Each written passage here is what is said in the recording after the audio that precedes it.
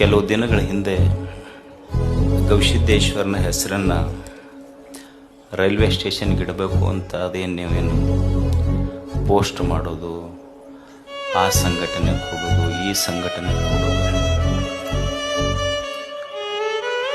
ನಾನೆಲ್ಲ ಭಕ್ತರಲ್ಲಿ ಹೇಳೋದಿಷ್ಟೇ,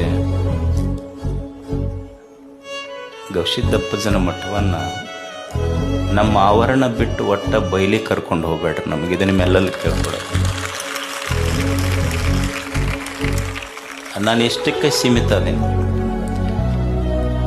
ಇವತ್ತು ರೈಲ್ವೆ ಸ್ಟೇಷನಿಗೆ ಅಂತೀರಿ, ನಾಳೆ ವಿಶ್ವವಿದ್ಯಾಲಯಕ್ಕೆ ಅಂತೀರಿ, ಏರ್ಪೋರ್ಟ್ಗೆ ಅಂತೀರಿ, ಏನು ಗುದ್ದಾಡ್ಕೊಂತ ಹೋಗೋದಿರ್ತೈತೆ ಅವ್ರ ಜೊತೆ.